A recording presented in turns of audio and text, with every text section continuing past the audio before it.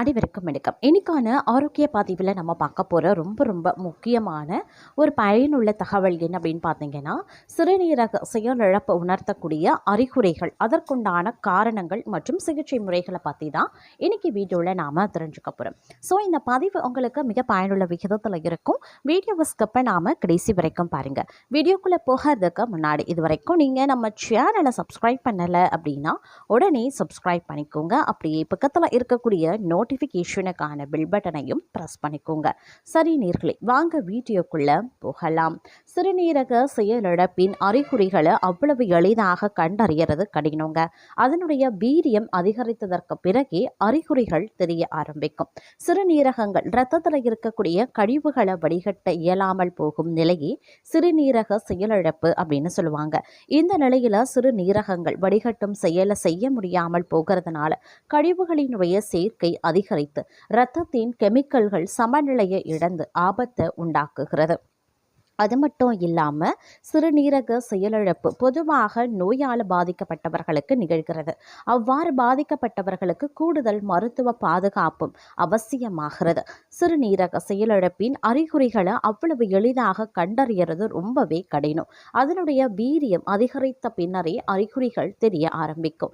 அதனால தான் சிறுநீரக செயலிழப்பை சரி செய்ய முடியாமல் போகின்றது. இதனால் பாதிக்கப்படுவோரின் எண்ணிக்கையும் அதிகரிக்கிறது. அதனால் எப்போதும் விழிப்புடன் இருக்க சிறுநீரக செயலிழப்பின் சில அறிகுறிகளையும் சிகிச்சை முறைகள் மற்றும் காரணங்களையும் தெரிந்து கொள்வது ரொம்பவே அவசியம். சிறுநீரக செயலிழப்பின் அறிகுறிகள்: சிறுநீர் வெளியேற்றம் குறையும், எப்போதாவது சாதாரணமாகவே இருக்கும், நீர் கோர்த்து கொள்ளும், இதனால் கால் வீக்கம், பாதங்களில் வலி இருக்கும், மூச்சு திணறல், சோர்வு, குழப்பமான மனநிலை, குமட்டல், உடல் பலவீனம், சீரற்ற இதய துடிப்பு, மார்பக வலி மற்றும் அழுத்தம், சில சந்தர்ப்பங்களில் கடுமையான வலிப்பு தாக்கங்கள் அல்லது கோமா, சில நேரங்களில் சரியான அறிகுறிகளை வெளிப்படுத்தாதது என்பதால் சந்தேகம் இருப்பின் மருத்துவரை அணுகி பரிசோதனை செய்து கொண்டு உறுதி செய்வது ரொம்பவே நல்லதுங்க. அதிலும் பார்த்தீங்கன்னா, இந்த அறிகுறிகள் கடுமையான அறிகுறிகளை அனுபவிப்பாங்க ஒரு சிலர் அப்படின்னு சொல்லலாம். ஏன்னா சற்று தாமதித்தாலும் உடனே மருத்துவரை நீங்கள் இந்த அறிகுறி கொஞ்சம் தெரிந்தாலும் அணுக வேண்டியது ரொம்பவே அவசியமாகிறதுங்க.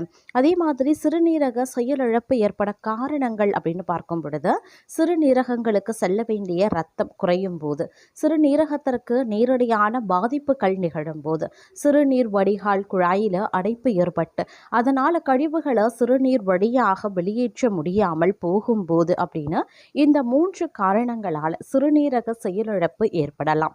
சிறுநீரகத்திற்கு இரத்த ஓட்டம் ஏன் குறையுது அப்படின்னு பார்த்தோன்னா, ஏதேனும் நோய் தாக்கம் அல்லது தீவிர உடல்நல பாதிப்புகள் இருக்கும்போது சிறுநீரகத்திற்கு செல்ல வேண்டிய இரத்த ஓட்டம் குறையும். அப்படி சிறுநீரகத்திற்கு இரத்த ஓட்டம் குறைய சில காரணங்களும் நோய் பாதிப்புகளும் காரணமாகவே இருக்கலாம். அதிலும் குறிப்பாக சொல்லணும்னா, இரத்தம் அல்லது நீர் இழப்பு, இரத்த அழுத்தம், மாரடைப்பு, இதய நோய், நோய் தொற்று, கல்லீரல் செயலிழப்பு, ஆஸ்பிரின், இன்ஸ்ப்ரூவல், அதாவது அட்வில், மோன்ட்ரின், ஐபி மற்றவை பார்த்திங்க அப்படின்னா இதனோடு தொடர்புடைய மருந்துகளினுடைய பயன்பாடு. அதாவது கடுமையான ஒவ்வாமை எதிர்வினை, கடுமையான தீக்காயங்கள், கடுமையான நீரிழப்பு போன்றவையும் இதற்கு ஒரு காரணமாகவே இருக்கலாம். இந்த பிரச்சனைகள் இருந்தாலும் சிறுநீரக செயலிழப்பு ஏற்படுங்க.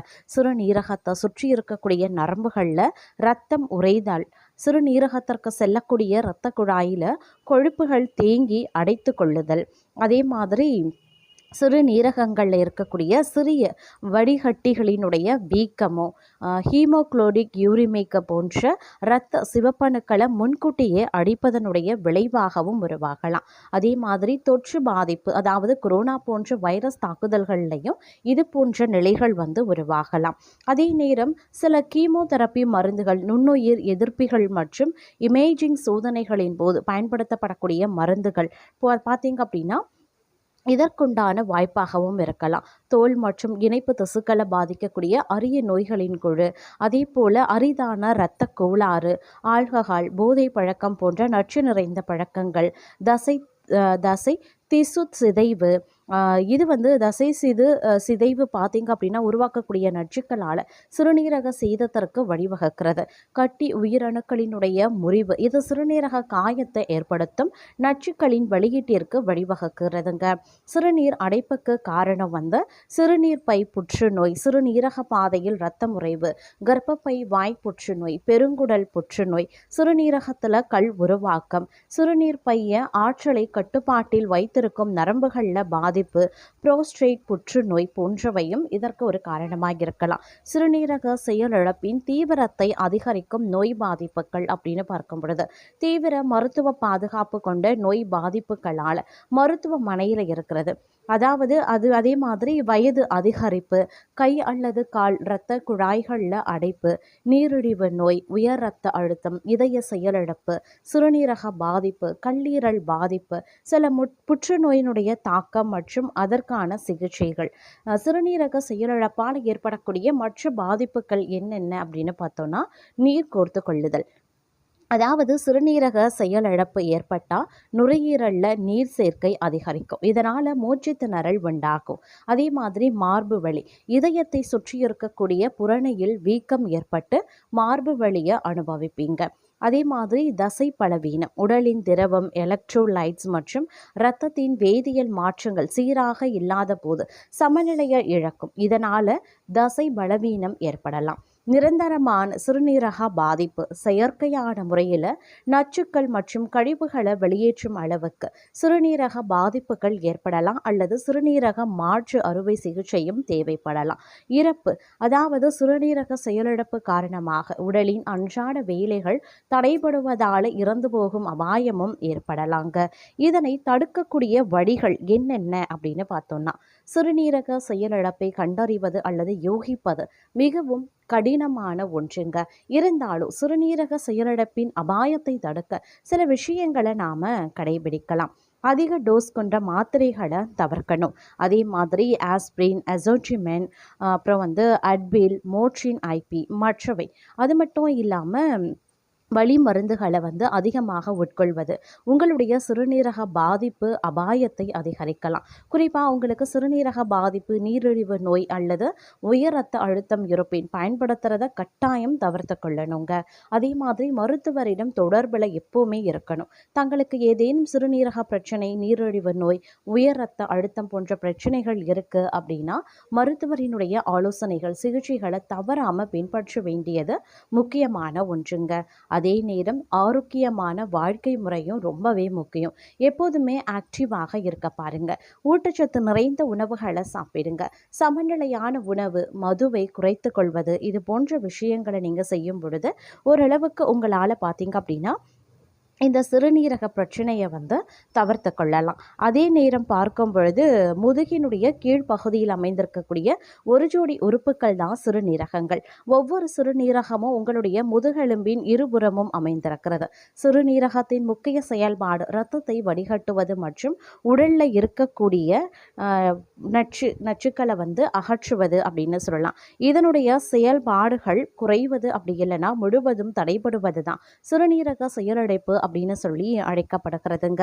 சிறுநீரக செயலிழப்பின் இறுதி நிலை தான் இஎஸ்ஆர்டி அப்படின்னு சொல்லப்படக்கூடிய ஒரு விஷயம். அதாவது வந்து இது வந்து நீண்ட கால சிறுநீரக செயலிழப்பினுடைய இறுதி கட்டம் அப்படின்னு சொல்லுவாங்க. இது வந்து சிறுநீரக நோய் அப்படின்னு சொல்லப்படுவதுண்டுங்க. இந்த இரத்தத்தில் இருந்து கழிவுகளை வடிகட்டக்கூடிய திறனை சிறுநீரகங்கள் இழக்கும் போது தான் சிறுநீரக செயலிழப்பு நிகழ்கிறது. இதற்கு சிகிச்சை அளிக்க டயாலிசிஸ் அல்லது சிறுநீரக மாற்று அறுவை சிகிச்சை வந்து செய்யப்படும் அப்படின்னு சொல்லலாம்.